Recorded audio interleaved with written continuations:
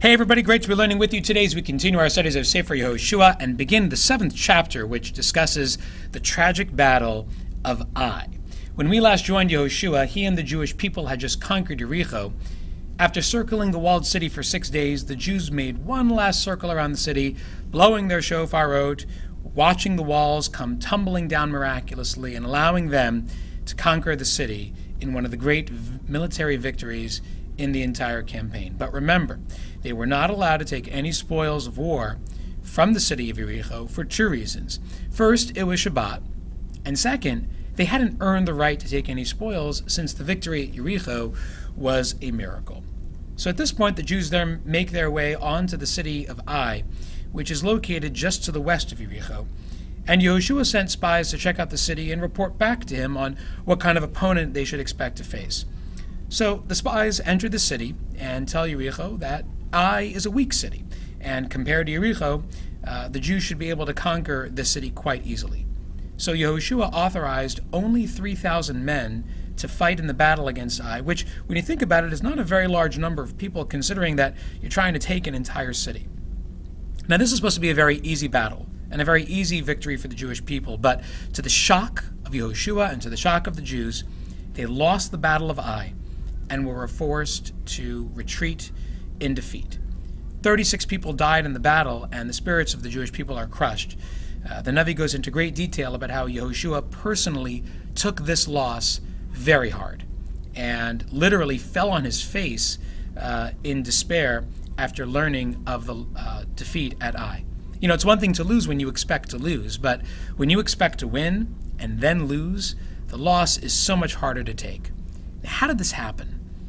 Well, little did Yehoshua know, but someone did not obey the orders not to take spoils from Jericho.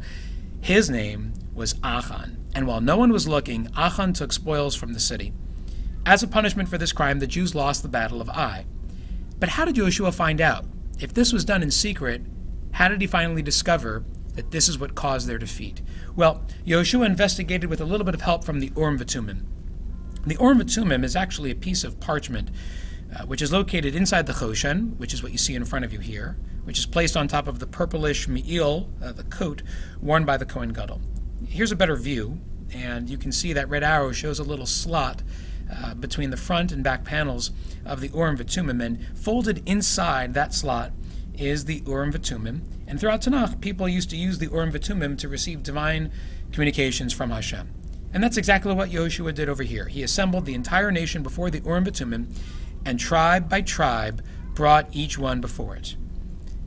He started with Reuven, and then Shimon, and then Levi, and then finally got to the tribe of Yehuda, and something happened. The light on the Urim V'Tumim, on the stone that corresponded to the name of Yehuda, that Shevet, that tribe, suddenly grew dim when Yehoshua approached, a sign that the culprit came from his tribe. Well, then Yehoshua brought forward each family from that tribe until finally the Zarchi family stepped forward, and once again the Urim V'Tumim grew dim. Finally, each member from the Zarchi family was brought before the Urim V'Tumim until Achan was discovered to be the person who committed the crime, because when he approached, the light on Yehuda's stone grew dim one last time. Achan was killed for this crime, and the Jews prepare to move on with their conquest, hoping to conquer Ai, hoping that the second time they have better luck than the first, and this is something that we'll read about in the next chapter. There's a number of questions here that we really have to explore when we study this in class. First, what in the world can we learn from Achan? Because here is a person who did not own up to his mistakes.